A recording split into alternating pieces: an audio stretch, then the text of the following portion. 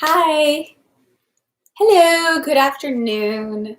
I'm Charlotte, and I figured I would start this little channel to use for reading because with everything going on with a global pandemic and so many people being homebound, I thought it's a good time to catch up on some reading that I've been putting aside, and I couldn't think of anything better than to spend an interminate amount of time on than Leo Tolstoy's War and Peace. It's a pretty hefty tome, so I figured since I have all this time on my hands, why not get started? Why not share it with you guys? So I'm going to be reading a little bit every day or so and keep it up on my channel so you can stream in the background as you fall asleep. This is something that was just sitting around the house. A little background, or just the preface, War and Peace, Leo Tolstoy.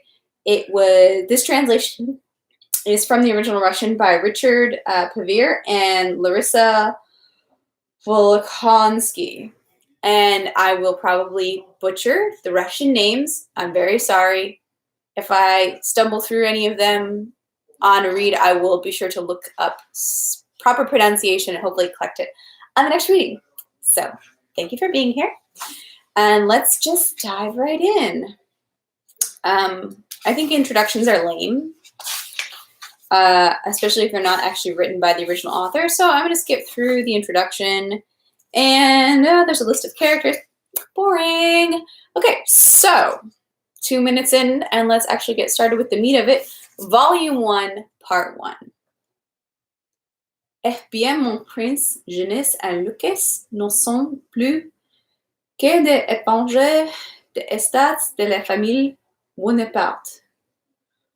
Non, je vous préviens que si vous ne me dites pas que nous avons la guerre, si vous permettez encore de les parler tous les infamies, toutes les atrocités de cet antéchrist, ma parole, je crois, je ne vous connais plus, vous n'êtes plus ami, vous n'êtes plus my faithful slave, comme vous dites. Well, good evening, je vois que je vois sit down and tell me about it. I didn't know there was going to be French. Sorry. So spoke in July 1805 the renowned Anna Pavlovna Scherer, maid of the honor and intimate of the Empress Maria Fedorovna, greeting the important and high-ranking Prince Vasily, the first to arrive at her soiree. Anna Pavlovna had been coughing for several days. She had the grippe, as she put it. Grippe was a new word then, used only by rare people. Little notes had been sent out that morning with a red-liveried footman, and on all of them, without distinction, there was written, Si vous n'avez rien de mieux à faire, monsieur le comte, ou mon prince, et c'est la perspective de passer la soirée chez un pauvre malade, ne vous effrayez pas trop. Je serai charmé de vous voir chez moi entre 7 et 10 heures. Annette Scherer. Dieu, quelle virulente sortie! The entering prince replied, not ruffled in the least by such a reception. He was wearing an embroidered court uniform, stockings, shoes, and stars, and had a bright expression on his flat face.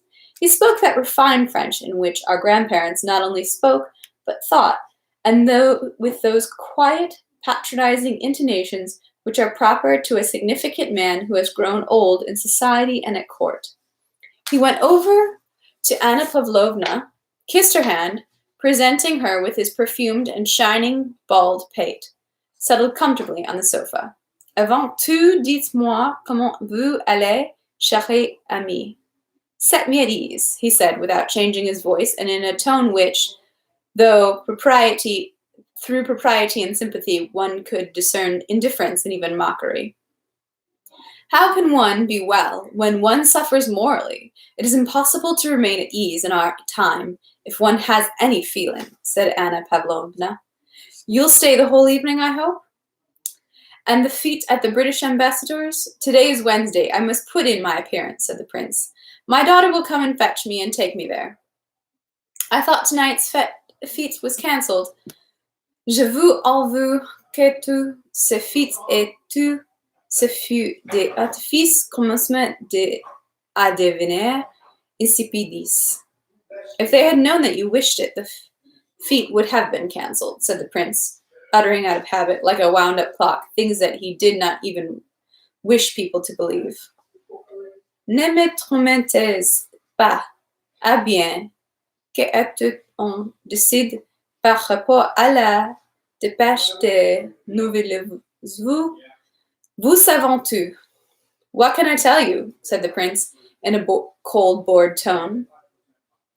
Quand on décide, on ne décide que Bonaparte et brûler ses vaisseaux, et je crois que nous sommes en train de brûler les nôtres. Prince Vasily always spoke lazily, the way an actor speaks a role in an old play.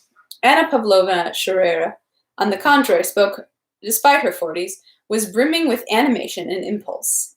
Being an enthusiast had become her social position, and she sometimes became enthusiastic even when she had no wish to, so as not to deceive the expectations of people who knew her. The restrained smile that constantly played on Anna Pavlovna's face, though it did not suit her outworn features, expressed, as it does in spoiled children, a constant awareness of her dear shortcomings which she did not wish, could not, and found no need to correct. In the midst of a conversation about political doings, Anna Pavlovna waxed vehement. Ah, don't speak to me of Austria. Maybe I don't understand anything, but Austria does not want and has never wanted war. She's betraying us. Russia alone must be the savior of Europe. Our benefactor knows his lofty calling and will be faithful to it. That is the one thing I trust in. Our kind and wonderful sovereign is faced with the greatest role in the world, and he is so virtuous and good that God will not abandon him, and he will fulfill his calling to crush the hydra of revolution, which has now become still more terrible in the person of this murderer and villain. We alone must redeem the blood of the righteous one. In whom can we trust, I ask you? England, with her commercial spirit, will not and cannot understand all the loftiness of the Emperor Alexander's soul. She refused to evacuate Malta. She wants to see. She searches for ulterior motives in our act. What did they say to Novosiltsov? Nothing. They did not. They could not understand the self-denial of our emperor, who wants nothing for himself and everything for the good of the world. And what have they promised? Nothing. And what did they promise that will not be done? Prussia has already declared that Bonaparte is invincible and that all Europe can do nothing against him. I don't believe a single word of Hardenberg or of Haugwitz. Cette fameuse neutresse Prussienne, ce n'est que prêche. I trust only in God and in the lofty destiny of our dear emperor. He will save Europe. She suddenly stopped with a mocking smile at her own vehemence. I think, the prince said, smiling, that if they sent you instead of our dear Winzingerode, you would take the Prussian king's consent by storm. You're so eloquent. Will you give me tea? At once. À propos, she said, calming down again. I'll have two very interesting men here tonight. Le Vicomte de Montemont. Il est allé hors Montmorency par le Rhin, one of the best French families. He's one of the good émigrés, one of the real ones. And then l'Abbé Montriot. Do you know that profound mind? He's been received by the sovereign. Do you know him? Ah, I'll be very glad, said the prince. Tell me, he added, as if just recalling something, and with special casualness, thought what he asked about was the main purpose of his visit. Is it true l'Emeritus Mayor wants Baron Funk to be named the first secretary in Vienna? C'est son paroisseur, ce baron a ce qu'il parfait. Prince Vasily wanted his son to be appointed to this post, which, though the Empress Maria Fedorovna had been solicited for the Baron, through the Empress Maria Fedorovna had been solicited for the Baron. Anna Pavlovna all but closed her eyes as a sign that neither she nor anyone else could judge of the Empress's good pleasure or liking. Monsieur le Baron de Fonck it recommend elle impératrice mais pas son sûr. She merely said in a sad, dry tone.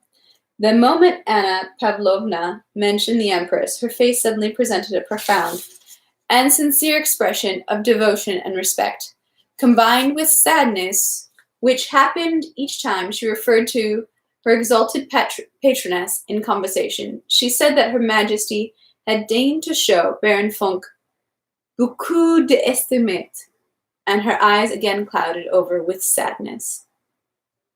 The prince lapsed into indifferent silence. Anna Pavlovna, with her courtly and feminine adroitness and ready tact, wanted both to swat the prince for daring to make such a pronouncement about a person recommended to the Empress, and at the same time to comfort him. Mais à propos de votre famille, she said, do you know that your daughter, since her coming out, fait les délices de tout le monde? On la trouve belle comme le jour. The prince bowed in a sign of respect and gratitude. I often think, Anna Pavlovna went on after a moment's silence, moving closer to the prince and smiling tenderly at him, as if to show thereby that the political and social conversations were at an end and a heart-to-heart one was beginning. I often think how unfairly life's good fortune is sometimes distributed. Why has fate given you two such nice children, excluding Anatoly, your youngest? I don't like him, she put in peremptorily, raising her eyebrows. Such lovely children, and you really value them less than anyone, and are therefore unworthy of them. And she smiled her rapturous smile. Que voulez-vous? La voiture aurait dit que je n'ai pas le bourse de la paternité, said the prince. Stop joking. I want to talk seriously with you. You know I'm displeased with your younger son. Just between us, her face acquired a sad look. There was talk about him at Her Majesty's, and you were pitied. The prince did not reply, but she fell silent, looking at him significantly, waiting for a reply. Prince Vasily winced. What am I to do? He said finally. You know I did all a father could for their upbringing, and they both turned out des imbéciles. Hippolyte is at least an untroublesome fellow, but Anatoly is a troublesome one. That's the only difference, he said, smiling more unnaturally and animatedly than usual, and with that showing especially clearly in the wrinkles that formed around his mouth something unexpectedly coarse and disagreeable. Why do such people as you have children? You weren't a father. If you weren't a father, I'd have nothing to reproach you for, said Anna Pavlovna, raising her eyes pensively. Je suis votre faithful slave, et vous seul je peux le avoir. My children, ce sont les entrées de mon existence. That's my cross. I explain it that way to myself. Que voulez-vous? He paused, expressing with a gesture his submission to the cruel fate. Anna Pavlovna fell to thinking. Have you never thought of getting your prodigal son Anatoly married? They say, she observed, that old maids ont la manie de mariages. I don't feel that I have that weakness yet, but I know one petite personne who is very unhappy with her father. Une parente à nous, une princesse Bolokonsky. Prince Vasily did not reply, though with the quickness of grasp and memory characteristic of society people, he showed by a nod of the head that he had taken this information into account. No, you know this Anatoly costs me 40,000 a year, he said, obviously unable to restrain the melancholy course of his thoughts. He paused. How will it be in 5 years if it goes on like this? Voilà l'avantage d'être Pierre. Is she rich, this princess of yours? Her father is very rich and stingy. He lives in the country. You know, it's the famous Prince Bolkonsky, already retired under the late emperor and nicknamed the King of Prussia. He's a very intelligent man, but an odd and difficult one. Le pauvre petit est malheureux comme le père. She has a brother, Kutuzov's adjunct, the one who recently married Lise Menin. He'll come tonight. Écoutez, chérie Annette, said the prince, suddenly taking his interlocutor by the hands and pulling it down for some reason. Arrangement cette affaire, and je suis votre faithful slave à tout jamais. Slave comme mon village headman. Écrit des reports. F instead of T. She's from a good family and rich, that's all I need. And with those free and familiarly graceful moments which distinguished him, he took the maid of honor's hand, kissed it, and having kissed it, waved the maid of honorly's hand a little, sprawled himself in an armchair, and looked away. Attendez, Anna Pavlovna said ponderingly. Tonight I'll discuss it with Lise, the femme de Jean Bolonsky, and maybe something can be settled. C'est dans votre famille que je ferai mon apprentissage de ville fille. And that was a really rough part 1. I didn't realize it'd be so much French. So my apologies for the horrible pronunciation. I think I'll stop there. I think that's enough for one day. A good 15 minutes of poor pronunciation is more than I should put most people through. But if you have any thoughts or recommendations, feel free to drop them in the comments. Otherwise, thanks for dropping by. We got through that much. I don't know if you can see. And most of that was the introduction. So hopefully, I think we'll have enough quarantine for a bit of this. Thanks. Bye.